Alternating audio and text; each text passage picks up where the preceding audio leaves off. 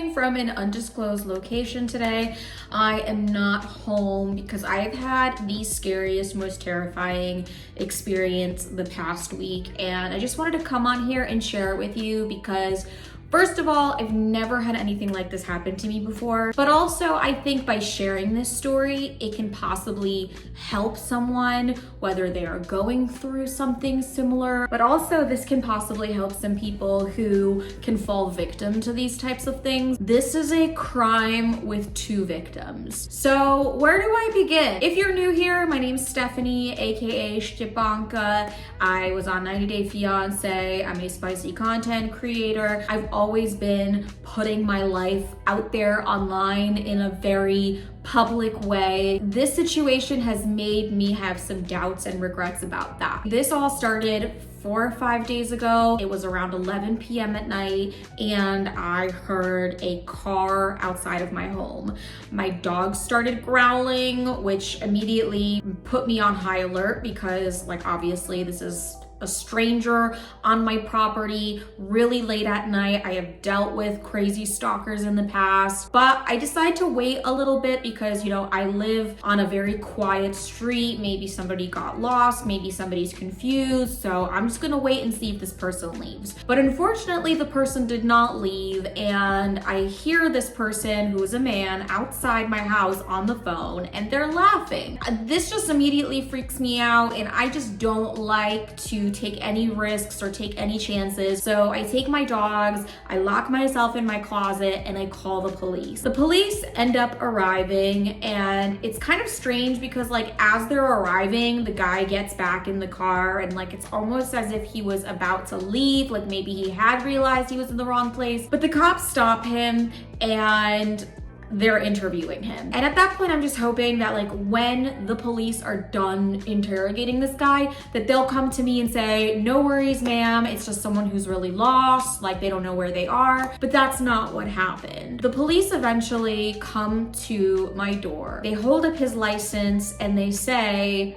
this man right here, do you know him? He thinks that you're meeting tonight for a date. And immediately, like, my heart drops, and maybe this cop thought I was like a dumb, overly emotional biatch, but I start crying because I'm like, no, I have a boyfriend. What could this person possibly be thinking? Like, my first instinct is like, this person is insane and delusional and like a crazy fan. But unfortunately, the real case scenario was just as bad as the worst case scenario. So the cop says, okay, that's all I needed to know. If you knew him, because he claims to know you, he claims to have a date with you tonight, I'm gonna go confront him with this information that you just gave me. So I go back inside, I'm freaking sobbing. I'm like trying to call my family. Nobody's picking up because it's late as fuck and everybody's sleeping. So then eventually the cops get back to me again, and they basically just tell me, like, this man has been talking to somebody on Facebook that he thinks is you, but obviously is not you. It's a very clear case of like a catfish situation going on, but he's left the property and you should be safe. So eventually I get a hold of my brother. He comes over with his girlfriend. They sleep over my house because I am like shitting bricks at this point. I don't trust men. The following day, I get a text message from one of the police officers who I know because he's helped me in my previous stalking case.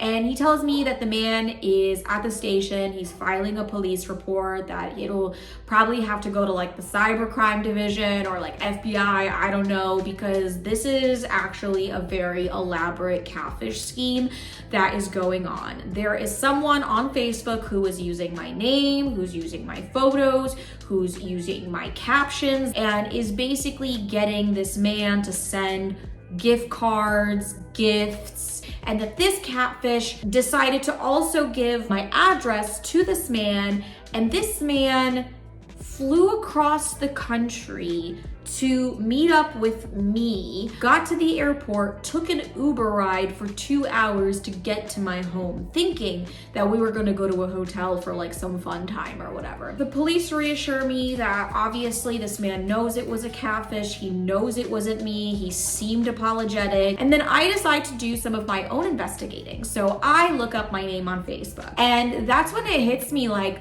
I never thought to do this. I haven't thought to go on Facebook in like the past 10 years. And so I go through all of these catfish accounts, and finally I land on one account, and I'm scrolling down and I see that like this is the one. And immediately I see this guy on one of the pages, he's commenting, and it hits me. Oh my God, that's the guy from last night. This is the catfish account.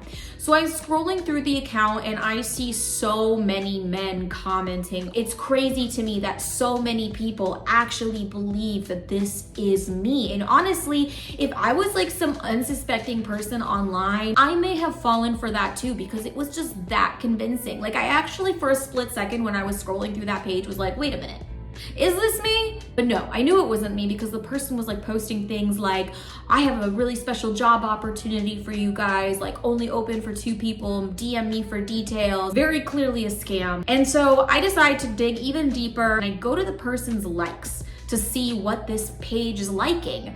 And I realized that all of the likes are like Nigerian pastors, Nigerian church groups, and Nigerian rappers.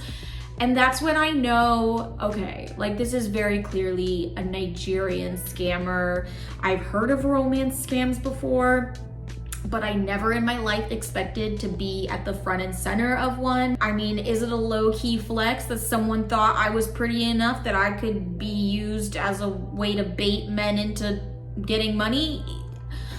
I guess so, but at the end of the day, it's really, really sad, because these types of scams target really vulnerable people who may not be tech savvy, who are perhaps lonely. Luckily for me, the person who was scammed, I mean, they were scammed out of a lot of money, but I've heard of some people like taking out second mortgages and selling their cars. And to my knowledge, this person did not do that. And obviously I'm still scared, because this catfish obviously shared my address and my personal information. So yeah, the day after this all happened, I went and signed up for my pistol permit, and I'm currently staying somewhere else because I just like felt a little bit uneasy the past few days being at home, but I don't want to live my life in fear. And honestly, when I was sitting in my closet at like 11 p.m. at night the other night with my dogs crying, I have never felt so vulnerable and so like violated. I don't feel like violated by this man that showed up. I feel like he was violated in his own way as well, but I do feel like my privacy has been violated by this